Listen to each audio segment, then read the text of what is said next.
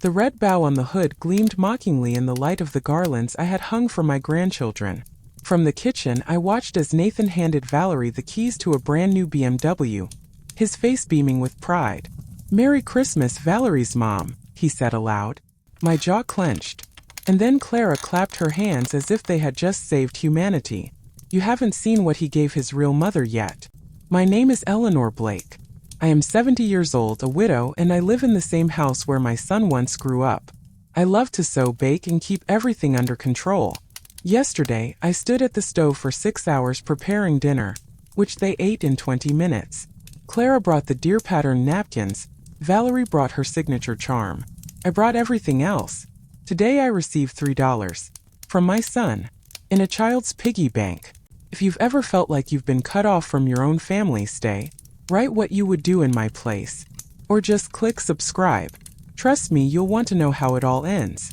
The smell of baked cinnamon clung to my hair, fingers, and clothes, as if I myself were part of the dish. 6 hours at the stove and another 2 setting the table. Red embroidered napkins, silverware polished to a mirror shine, porcelain that I only took out in December. At the table, Clara brushed crumbs off her designer blouse and said, "Everything was delicious, Mrs. Blake." "Mrs., yes. Even after 10 years of marriage." "Thank you," I smiled. My lips wouldn't obey me. Everything ached. My back hummed like an old washing machine, my fingers wouldn't straighten, and my throat stung from burnt icing. "Mom, you did your best, as always," Nathan added, but he wasn't looking at me. He was wiping the hood of a brand new BMW in the driveway. Valerie giggled beside him, as if she were seeing the car for the first time, not having ordered it from the dealership a month ago. "For Mom," he explained, and apparently I didn't fit into that definition. When they went into the living room to drink Prosecco, I was left alone in the kitchen, alone with mountains of dishes and a $3 piggy bank. I washed the baking sheet on which the roll had browned and wondered, I wonder how much that bow of theirs cost? It looked more expensive than my entire gift. I sat down carefully, my knees creaked treacherously, and then I noticed a bag standing in the corner of the table. Not mine. Someone else's. Expensive. Forgotten. And then I saw what she had left in my kitchen. It stood on a chair like an uninvited guest. A black leather bag, smooth and shiny, with a logo I had only seen in YouTube ads. Not my style. And definitely not my budget. I reached for it, but my hand froze. What if it was left there on purpose? So that I would look at it? So that I would catch myself being curious? "Clara, isn't this yours?" I called out, without taking my eyes off the zipper. "No, Valerina," she replied and added, "It's expensive, by the way. I'd like one like that." I sat back down but couldn't take my eyes off it. The bag was right next to the piggy bank from which Noah had taken his $3. The contrast was almost offensive. A child's tin can with a dinosaur on it and an elegant display case-like item. I remembered how Valerie had dropped it at the entrance when she took off her coat. Or, had she? The zipper trembled at my touch. It didn't open. It just sighed as if inviting me inside. My palms sweated, the skin on my neck itched. I tried to breathe evenly. "Just put it in the hallway," I whispered to myself. "You're not like that." But as I said it, my fingers had already touched the clasp. There were things that drew me not out of curiosity but out of anxiety, like feeling the pulse on someone else's neck, to make sure it was beating. Or not. I picked up the bag, and its weight told me more than any words could. Something clicked at the bottom of the bag, as if I had touched a trap instead of a lock. I opened the flap carefully, like a surgeon before an incision. Inside was a neatly folded wallet, a passport, keys on a swallow-shaped key ring, and a stack of checks neatly tied with a black rubber band. Not a single crease, not a single note in the margins. The passport was difficult to open, and the cover smelled of new leatherette. "Valerie Kim," I whispered. "Born in California, the photo was recent. No wrinkles, no roots. But it was this photo that made me ask aloud. Is this really her? Because the expression on her face in the document was neither playful nor sweet. There was a woman with cold eyes and a straight back. Confident. And a stranger. I leafed through further insurance bank card, another one. All with the surname Kim but different addresses. Los Angeles. Austin. Chicago. This was no coincidence. It was a route. In the wallet, hundreds small bills perfectly sorted. In an envelope with the logo of some foundation travel vouchers. On one of them, someone had left a tiny note. Came in October. My fingers were trembling and my head felt foggy, as if I had stood up too quickly. I heard the door in the hallway slam shut and quickly hid everything back, just as I used to hide my diary from my father in my school days. "Mom, where are you?" Nathan shouted. "I'm here in the kitchen," I replied, sitting down on a chair and covering the bag with a napkin. But behind my driver's license was something I didn't expect. An envelope lay under the lining. Just like in the movies, where characters find someone else's secrets in the most inconvenient places.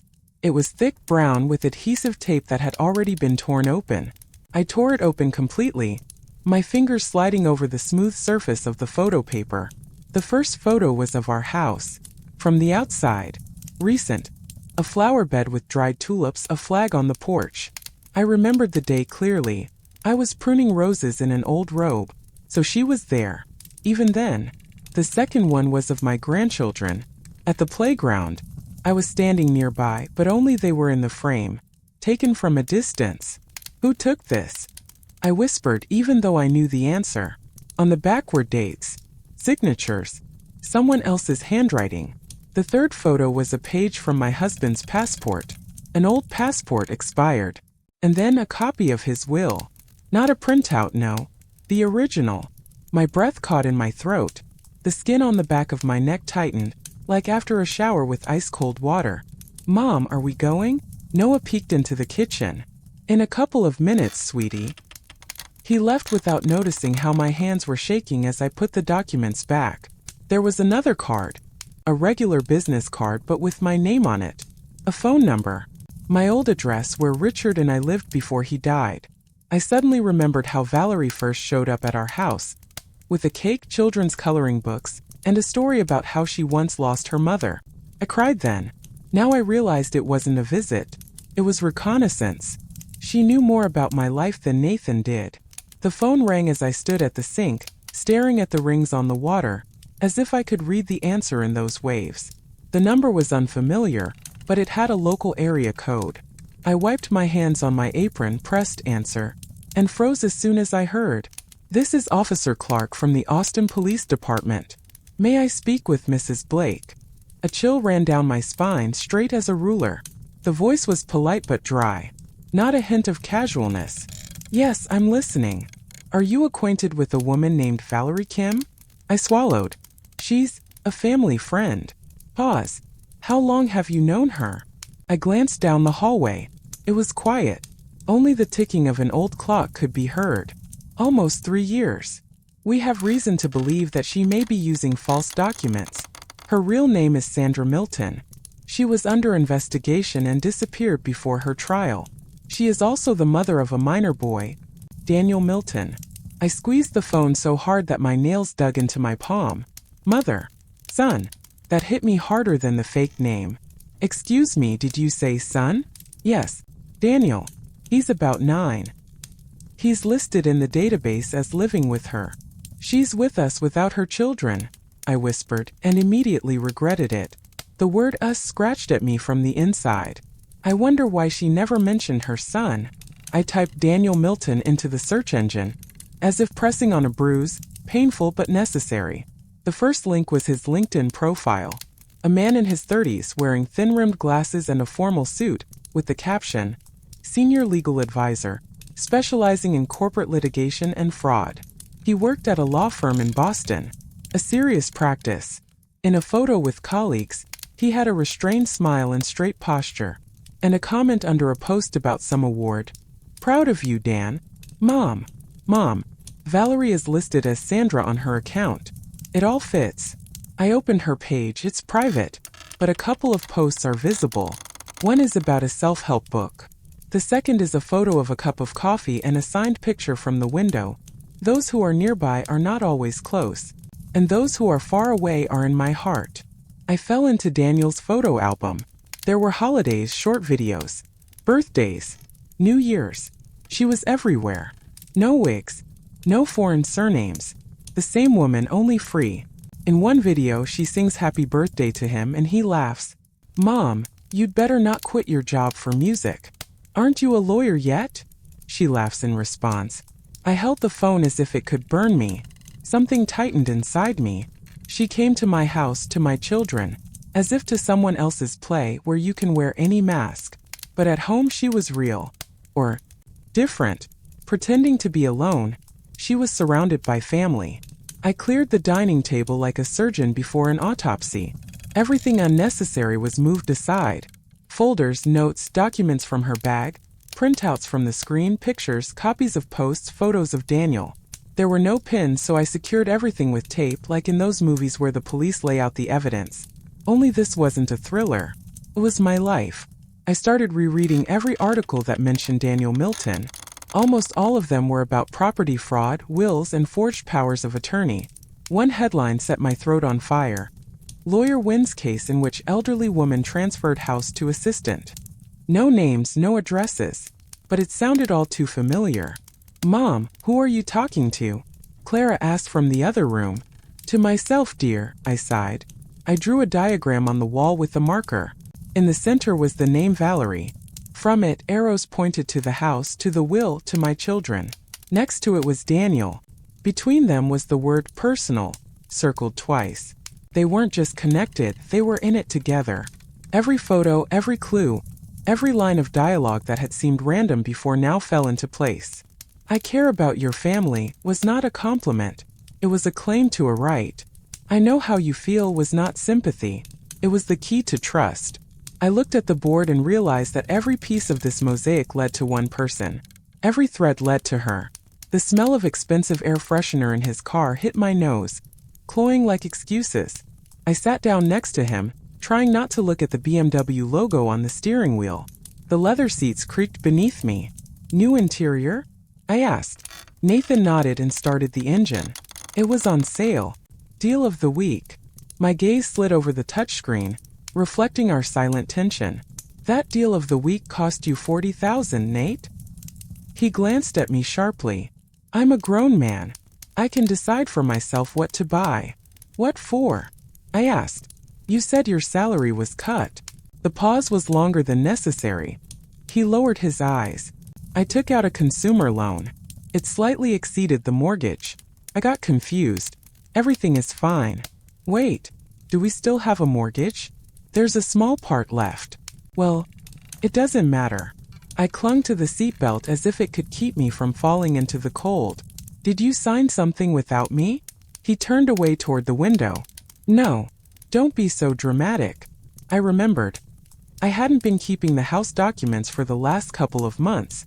When we renewed our insurance, he gathered everything himself. At the time, it seemed like he was being thoughtful. Now it seemed like he was looking away before the blow. "Nathan, did someone advise you on these papers?" He was silent. Then quietly, "Valerie said she knew a good lawyer." But he didn't know that the power of attorney had already been forged. The pen slid across the glass of the reception desk, and my fingers trembled. Even here, among the frames with certificates in dim lighting, I could feel my inner spring shaking. The lawyer, an elderly man in a plaid vest, opened the folder. I leaned closer. "Are you sure you didn't sign this?" He laid out the copies in front of me. The will, the power of attorney, the consent to transfer the share. The signature was mine. Not the same line, not the same pressure, as if someone had tried to imitate my handwriting but didn't know that I always put a period at the end. Here there was a comma. "Who had access to these papers?" he asked. My throat tightened, my tongue ached from dryness. I couldn't say my husband. I couldn't say my friend. Those words were already foreign to me. He continued leafing through the papers. "Here's another power of attorney. Recently updated. Authority to dispose of real estate." "To whom?" "Valerie Milton." I clasped my elbows as if a chill had run through me. The lawyer explained something about appeals, court procedures, notarial checks. But I wasn't listening anymore. All I could hear was my heart beating in my ears and the thought. They were preparing while I was setting the table, ironing clothes, writing shopping lists. I looked out the window where autumn was creeping across the glass like a red stain. They had already planned my old age, without me. The legal text trembled in my fingers like a nerve. The paper seemed wet, as if it had been soaked with everything I had had to swallow. I hadn't slept for 3 nights. Thoughts crawled through my head like insects, but now there was something else inside. Not anger. Something harder, clearer. "Are you sure?" asked the lawyer. I nodded. "Everything. Absolutely everything. The fund to help mothers with children. I won't leave them a cent." Every word was like a nail in the coffin of their plan. He raised an eyebrow but didn't argue. He just started typing slowly, precisely. I watched his hands. They didn't tremble. Unlike mine when I thought they would take everything. The house, my savings, my name. "Do you want to appoint a trustee?" "No," I said. "Just a notary. And I have the key." Something changed beneath my skin. It was as if someone had turned off the stove inside and turned on a spotlight. Pure cold. Sterile. It even became easier to breathe, without expectations, without illusions. I wasn't taking revenge. I just closed the door they were trying to open. "Will this avenge us?" I whispered. "It will protect," he replied. "If they get anything, it will only be disappointment." The smell of coffee seemed sticky like honey on glass. We sat by the window in the new coffee shop, the one that had opened in place of the post office. I had chosen a table in plain sight so that her smile would work not only on me, but on everyone around us. She came in with the confidence of a predator, covered in a cashmere coat. "You know, I talked to the investors," she began. "They love the idea. And if you agree to rent out the house, we can." I nodded. I pretended to consider every word. That I believed her. That I was grateful. "You have no idea what an opportunity this is. You've always wanted stability." My fingers rested on the cup as if searching for an anchor. It was warm inside, but my palms remained cold. Her voice flowed and flowed, enveloping me like smoke. I caught phrases like redevelopment, tax deductions, and minimal investment. "What about Nathan?" I asked. She froze for a moment. "He wants the best for you. We all do." Where fear had once been, there was now an icy pillar. I was no longer rushing about, I was observing. How she looked, how she blinked a little more often when she lied. How she played with her hands as if conducting a deal. "I'll think about it," I said. "I need to weigh everything." She relaxed. She smiled more broadly. She thought I had given in. But I had straightened up. He stood in the doorway as if afraid to enter his own life. His shoulders were slumped, his eyes darted around, but his voice was almost steady. Almost. I knew immediately. Something had shifted and now there was no turning back. "Mom!" His voice trembled. "I need to tell you something." I didn't invite him to sit down. He found a chair himself and sat down awkwardly, as if his legs no longer obeyed him. It didn't happen right away. First it was just advice. She talked about what was right, what was profitable. Everything seemed so reasonable.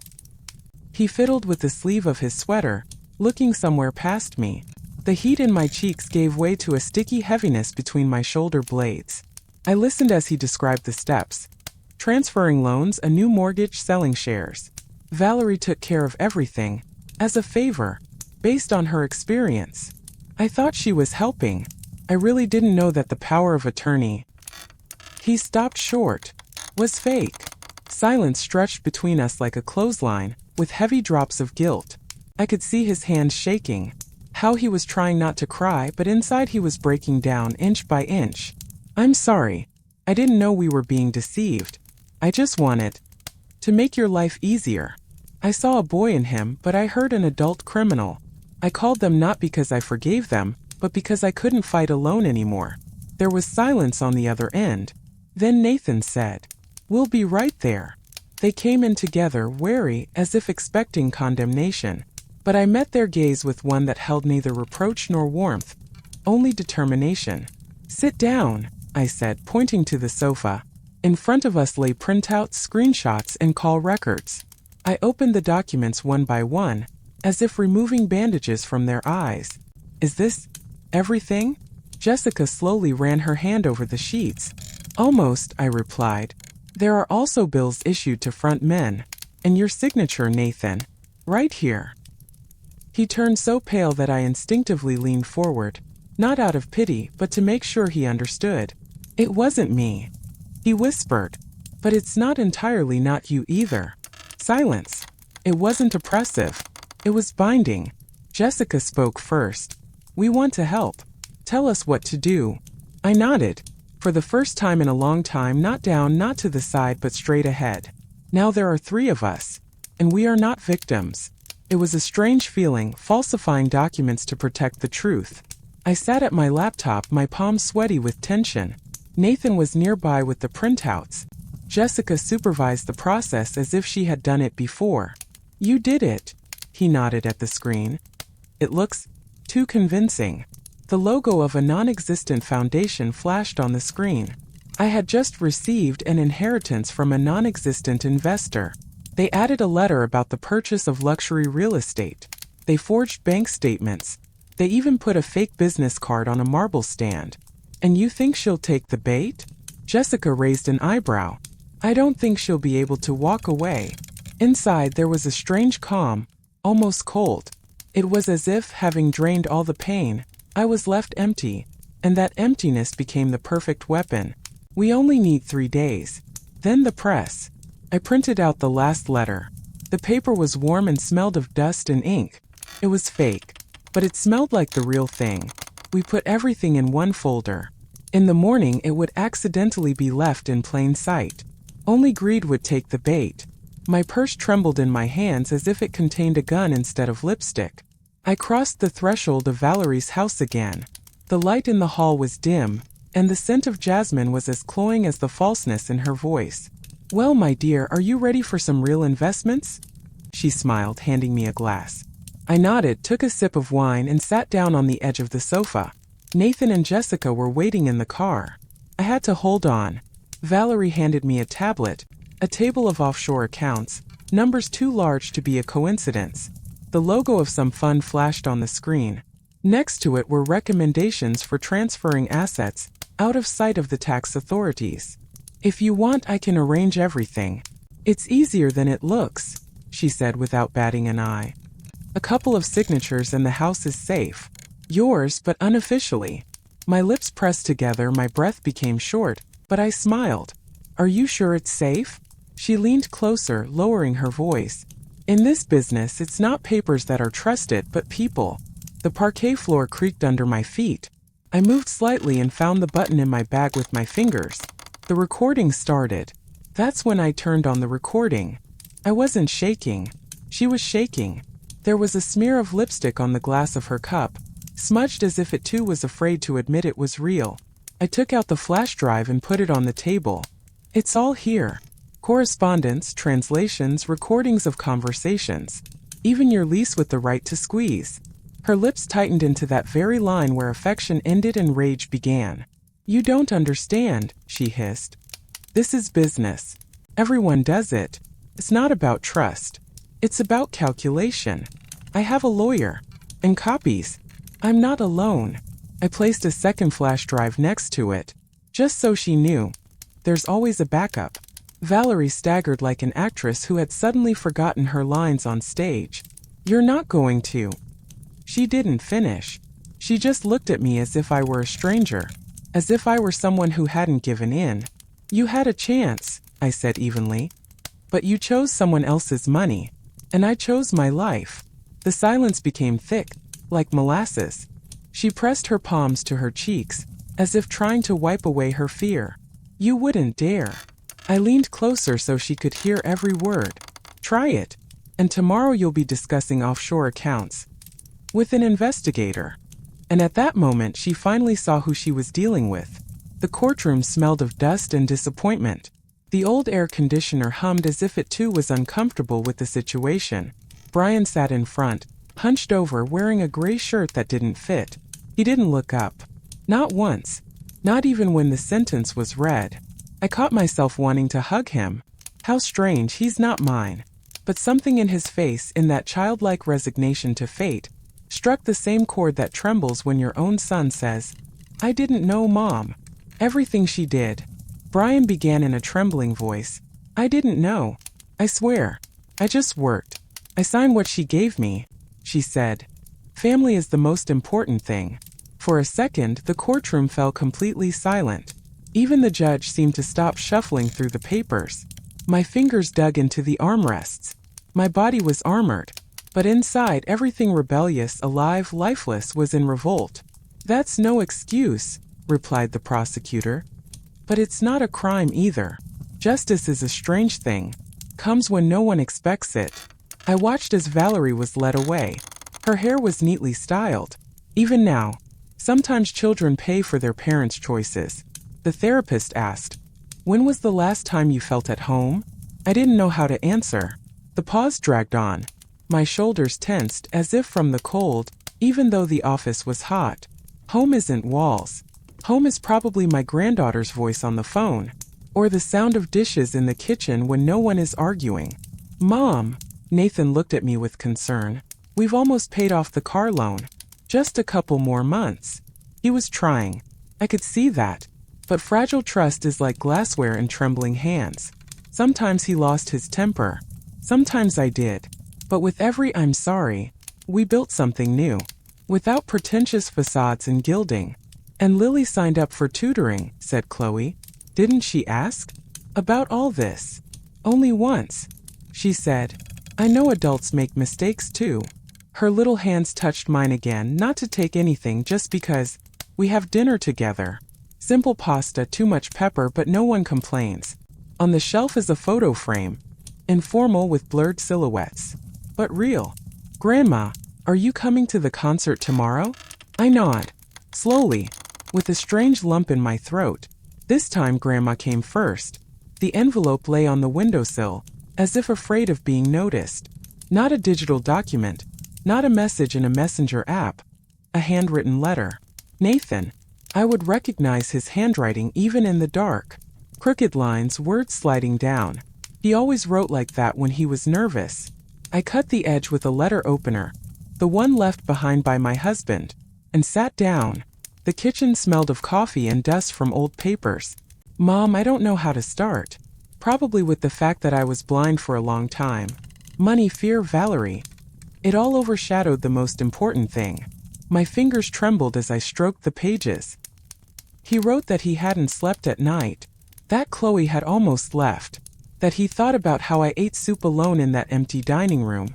"I'm not hiding anymore," I read in a whisper. "And if one day you want to forgive me, I'll be waiting." He attached a photo. The three of us at the registry office. The wedding. I was in a blue dress. He was in a new suit. And that rare moment when his eyes were genuinely shining. I smiled. Not because I forgave him, but because he at least tried. Sometimes love comes back, in the form of handwriting that has almost been forgotten. The house breathed differently, quieter, deeper, as if it had also gone through a storm. I was replanting the lavender, the very one that had almost died when Nathan and I were fighting. Now it had taken root again, and it smelled of tart hope. On the wall was a new frame.